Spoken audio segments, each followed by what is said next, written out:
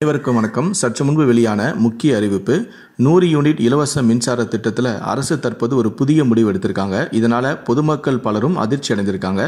இதை பற்றி தான் நம்ம இந்த வீடியோவில் விரிவாக பார்க்க போகிறோம். ஸோ முடிந்தளவுக்கு இந்த வீடியோவை ஸ்கிப் பண்ணாமல் முழுமையாக பாருங்கள். இந்த வீடியோக்குள்ளே போகிறதுக்கு முன்னாடி இந்த வீடியோக்கு ஒரு லைக் பட்டனை ப்ரெஸ் பண்ணிடுங்க. இது வரைக்கும் நீங்கள் என்னோட சேனலை சப்ஸ்கிரைப் பண்ணாமல் இருந்தீங்கன்னா மறக்காமல் சப்ஸ்கிரைப் பண்ணிக்கோங்க. கூடவே அந்த பெல் சிம்பிளையும் மறக்காமல் கிளிக் பண்ணிக்கோங்க.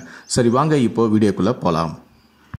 தமிழ்நாடு மின் ஊழியர் மத்திய அமைப்பு ஆட்சேபம் தெரிவித்து மின் வாரியத்துக்கு ஒரு கடிதம் எழுதியிருக்காங்க.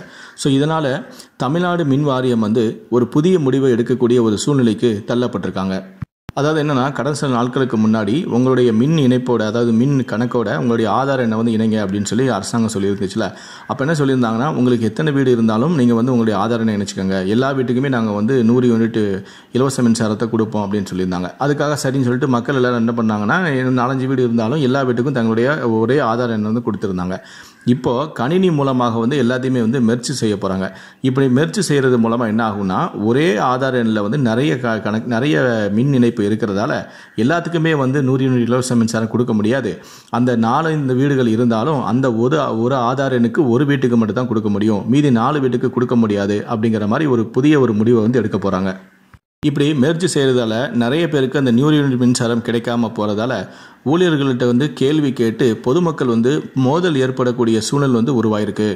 அதே போல் இப்போ வாடகை குடியிருப்பில் பார்த்திங்கன்னா ஒரே வீட்டில் ஒரு 4-5 பேர் வாடகை குடியிருப்பாங்க. ஸோ அப்படி இருக்கும்போது அந்த வீட்டுடைய உரிமையாளர் தன்னுடைய வீட்டில் இருக்கக்கூடிய 4-5 மின் இணைப்புக்கும் தன்னுடைய ஆதார் கார்டை கொடுத்ததால் இப்போ மற்ற வீடுகளில் அந்த வாடகை இருக்கக்கூடிய மற்ற வீடுகளுக்கும் அந்த 100 யூனிட் மின்சாரம் கட் பண்ண போகிறாங்க. ஸோ இதனால் பொதுமக்கள் பாதிக்க போகிறாங்க. இதனால் நிறைய வாக்குவாதங்கள் ஏற்படும், பிரச்சனைகள் ஏற்படும் அப்படின்னு சொல்லிட்டு கடிதத்தை ஆட்சேபனை தெரிவித்து அனுப்பிச்சிருக்காங்க. இவங்க இந்த மெர்ஜ் பண்ணுங்க அப்படிங்கிற உத்தரவை அரசாணையாக வெளியிடாமல் வாய் வழியாக தான் உத்தரவு வெளியிட்டிருக்காங்க. ஸோ இதனால் எங்களுக்கு இந்த மாதிரியான பல பிரச்சனைகள் வரும் அப்படின்னு சொல்லி ஒரு கடிதத்தை எழுதி அனுப்பியிருக்காங்க. ஸோ இது தற்போது தமிழகம் முழுவதும் ஒரு மிகப்பெரிய ஒரு பிரச்சனையை ஏற்படுத்தியிருக்கு. ஸோ இதை பற்றி நீங்கள் என்ன நினைக்கிறீங்க அப்படிங்கிறத கீழே இருக்கக்கூடிய கமெண்ட் செக்ஷனில் மறக்காமல் சொல்லுங்கள். நன்றி, வணக்கம்.